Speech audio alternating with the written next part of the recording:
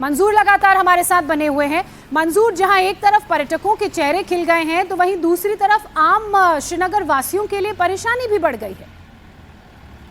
बिल्कुल जाहिर सी बात है, जब बर्फबारी ज़्यादा होती है, बिजली कट ऑफ हो जाती है, रास्ते बंद हो जाते हैं, तो आम लोगों के लिए ये बर्फबारी जो है परेशानी का सबब बन जाती है। लेकिन ये श्रीनगर में मौसम की पहली बर्फबारी है, तो आज सुबह जैसे ही बर्फबारी शुरू हुई तो लोग एक दूसरे को मुबारकबाद देने लगे कि आखिरकार जो है कुदरत मेहरबान हुई और श्रीनगर में भी बर्फ हुई, क्योंकि सूखी ठंड थी, लोग काफी परेशान थे, बीमारियां ज्यादा बढ़ गई थी और किसान सबसे ज्यादा परेशान दिख रहे थे। तो निस्संदेह ही इस बर्फबारी से लोगों को राहत जरूर मिलेगी, लेकिन अगर ये बर्फबारी हद से ज्यादा गिरी तो आम लोगों के लिए परेशानी और ज्यादा बढ़ जाएंगी, क्योंकि बिजली कल रात से पूरे कश्मीर में ठप है। जिस तरह से तेज हवाएं चली, उसके बाद पेड़ जो है वो सड़कों पर आ गए, मकानों के छत गिर गए और उससे कहीं ना कहीं जो है जिंदगी जो है पटरी पर नीचे लौटती हुई नजर आ रही है।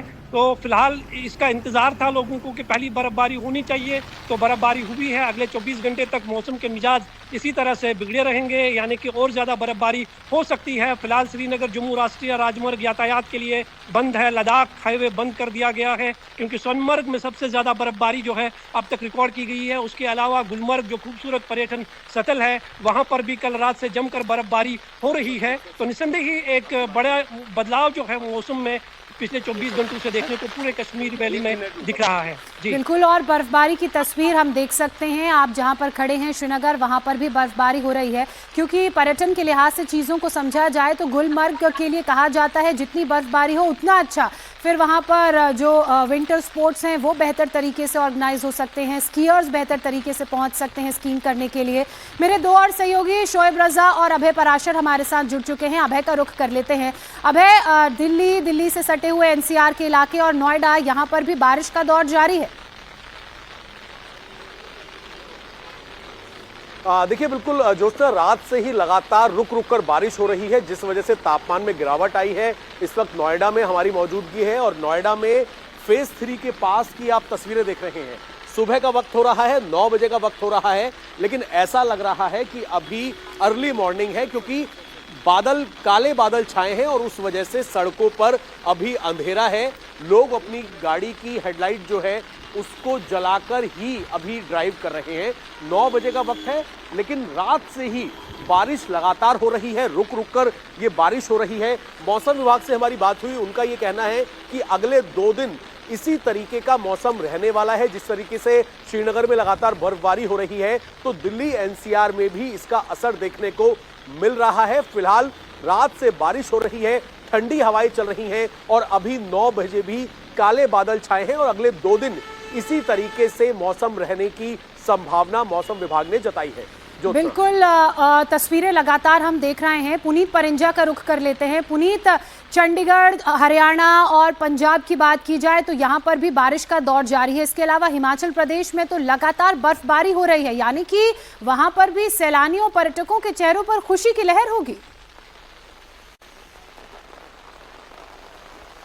जाहिर तौर पर, लेकिन इस समय जो शिमला और अगर मनाली की बात करें तो वहाँ पर पर्यटकों की संख्या कम है, क्योंकि लोग ज़्यादातर नए साल या फिर क्रिसमस के मौके पर वहाँ पर पहुँचते हैं और इंतजार ये करते हैं कि उन दिनों बर्फबारी होगी। लेकिन उस दिनों बर्फबारी जो थी वो नहीं देखने को मिली, निराशा हाथ लगी। लेकिन क्योंकि अब एग्जाम टाइम है, लिहाजा पर्यटकों की संख्या तो कम है। लेकिन वहीं अगर मैं चंडीगढ़ और पंजाब, हरियाणा की बात करूँ तो यहाँ पर काफ़ी ज़्यादा बारिश जो है वो लगातार हो रही है। जलंधर में ओलावृष्टि हुई है, तस्वीर आप देखेंगे तो गाड़ियों की जो यहाँ पे देख सकते हैं आपकी बाकायदा जो चल रही है। यहाँ पे थोड़ा अंधेरे का टाइम है, स्ट्रीट लाइट जो है वो भी आपको देखने को मिलेंगी कि अभी भी दिन के समय में भी स्ट्रीट लाइट जो है वो चल रही है और लगातार बारिश जो है वो यहाँ पर हो रही है।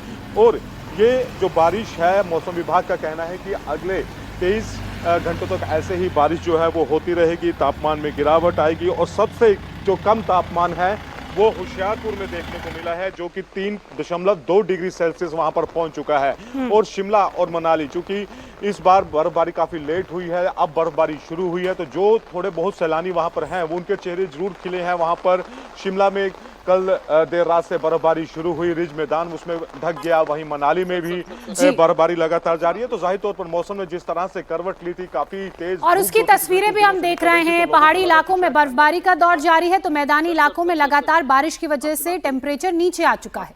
बिल्कुल, और आज कर्तव्य पथ पर फुल ड्रेस रिहर्सल भी होनी है। उससे पहले बारिश हो रही है और आपको कर्तव्य पथ से ये खास रिपोर्ट दिखाते हैं। गणतंत्र दिवस के इस रिहर्सल के मौके पर आज देश की आत्मनिर्भरता वाली ताकत दिखाई देगी, देश का पराक्रम वाली ताकत दिखाई देगी और ऑपरेशन सिंदूर वाली ताकत जल थल नभ और हर जगह अदम्य साहस और शौर्यता दिखाई देगी। डीआरडीओ ने long range hypersonic anti-ship missile जो बनाई है वो इस कर्तव्य पथ पर होगी, तो वहीं दूसरी तरफ बैटलफील्ड सर्विलांस रडार या फिर अनमैन्ड ग्राउंड व्हीकल जैसे भारतीय सेना के ट्रांसफॉर्मेशन की पूरी गाथा बताते हुए उनकी मिसाइल्स, साथ में धनुष, एटैक एक साथ कर्तव्य पथ पर होंगे। वहीं ब्रह्मोस, जिसने पाकिस्तान के आतंकी अड्डों को ध्वस्त किया, पाकिस्तान को खदेड़ा, वो ब्रह्मोस की ताकत इस कर्तव्य पथ पर होगी।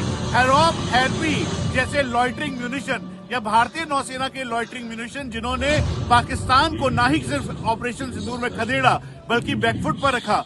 भारतीय वायुसेना के फाइटर एयरक्राफ्ट, जिसमें रफाल, सू-30, मिग-29 शामिल होंगे। यही भारतीय सेना, वायुसेना, नौसेना और आत्मनिर्भरता वाली ताकत को दर्शाते हुए इस शक्ति और पराक्रम की पूरी गाथा कर्तव्य पथ पर होगी। Manish Prasad, India TV, Delhi.